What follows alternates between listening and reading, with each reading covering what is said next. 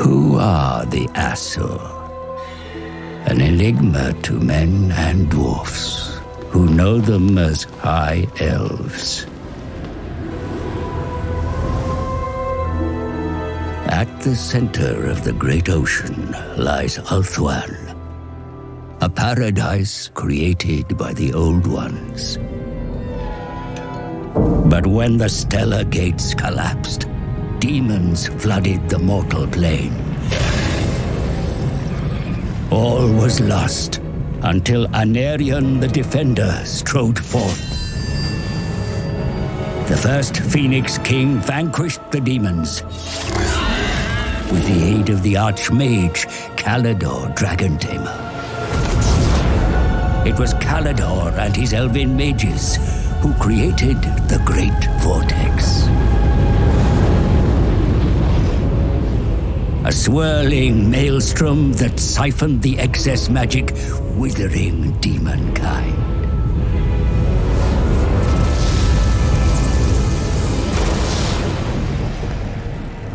With the world purged of chaos, the elves took it upon themselves to become guardians and stewards. The twin-tailed comet is oft seen as an omen, but this time its wake brought great peril.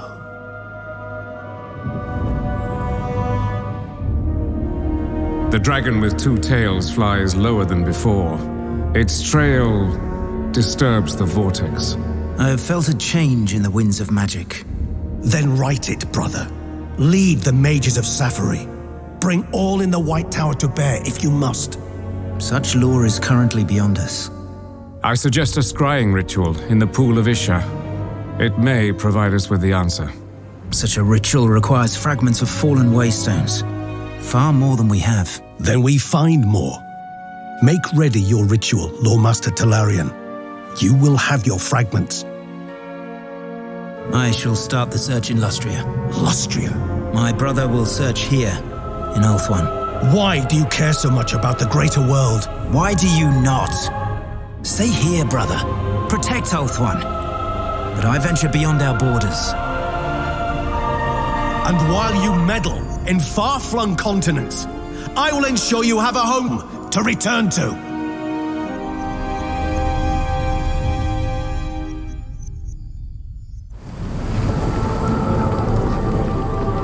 The wave fragments were gathered, the ritual cast. Arcane power lit Ulthuan's skies.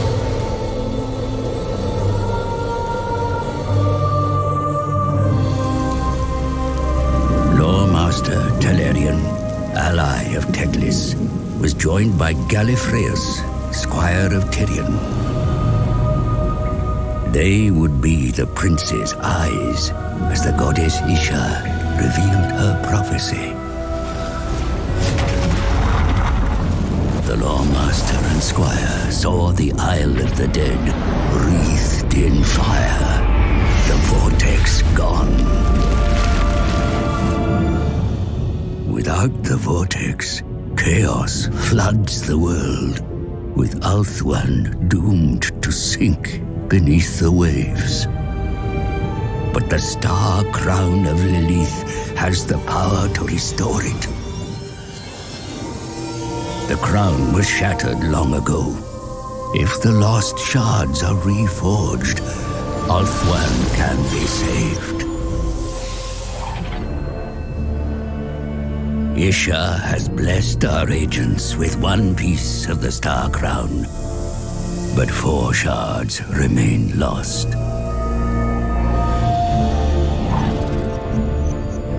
Talarian suggests invoking the spirits of the Phoenix Kings, for who better than a king to find a crown?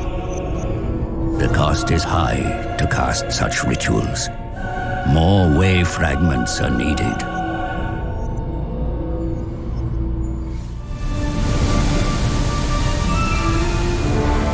Finabar the Seafarer, the reigning Phoenix King, was called upon to reveal the second shard of the Star Crown.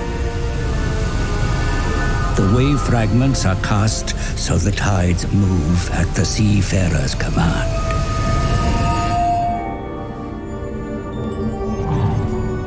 The living king has done his part. Now it is time to evoke the royal spirits of old.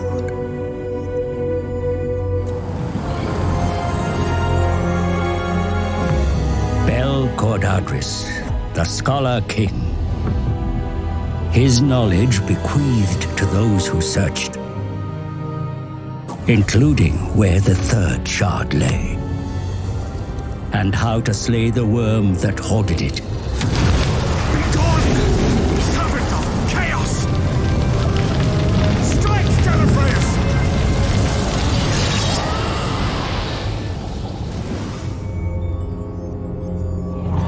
Time is against us. There are others that perform their own rituals of dominance over the vortex.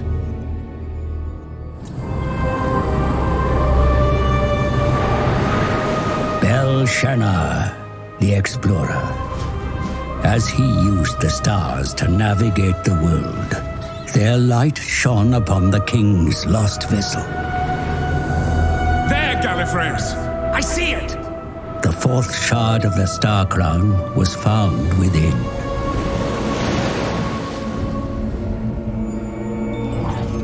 Thanks to the Phoenix Kings, the Star Crown is near complete. But there is one who is yet to be evoked. The first, the greatest, the doomed.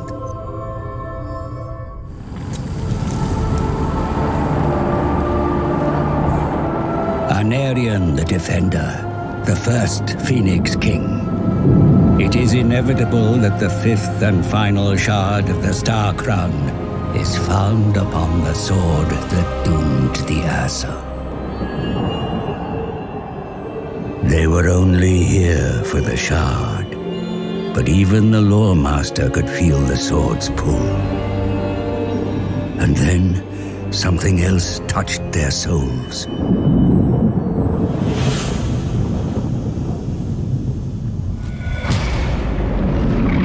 The fabric of reality was torn. From the realm of ruin, the Skaven's horned god mocked its prey and revealed his plan. The celestial event that weakened the vortex was of Skaven design. A parody of the true comet. The Council of 13, the Rat Men's highest authority, were architects of this grand manipulation.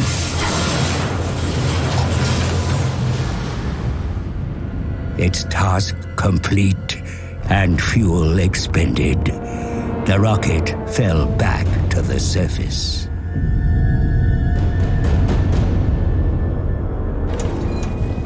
When the wreckage was discovered, its purpose remained unclear until now.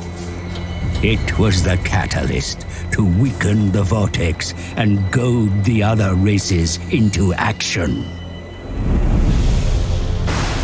They knew the Asur would seek to bolster the failing vortex, but they were ready.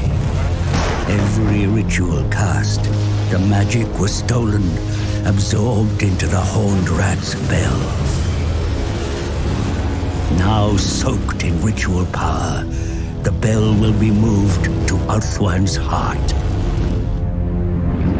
If it tolls 13 times, the Horned God shall emerge from the vortex, the world doomed.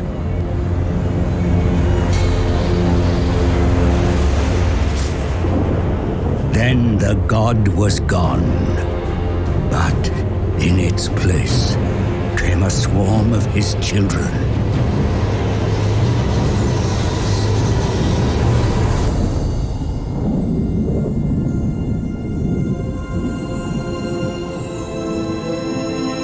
Where there was two, there is now one.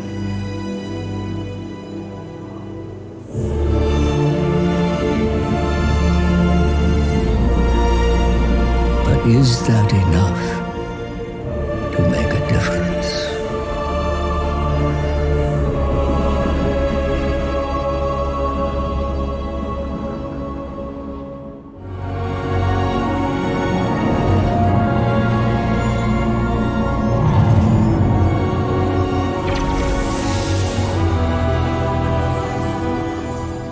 The Star Crown reforged.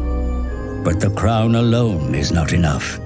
It must be born into the vortex, delivered to Kalidor by a hero worthy of Safari.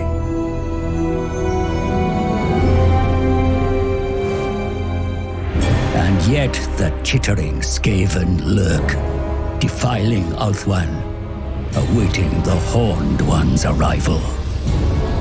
The vortex must be reclaimed, or the world is doomed.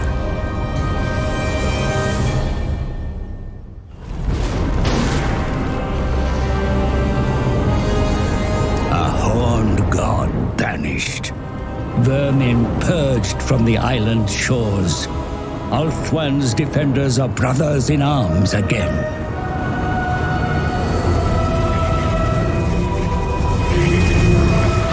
And a hero. A lawmaster, one who has proven worthy of the Star Crown, to bear its power, walk into the vortex, and become the Maelstrom. Ours is a world of fleeting glory, but it is glory nonetheless.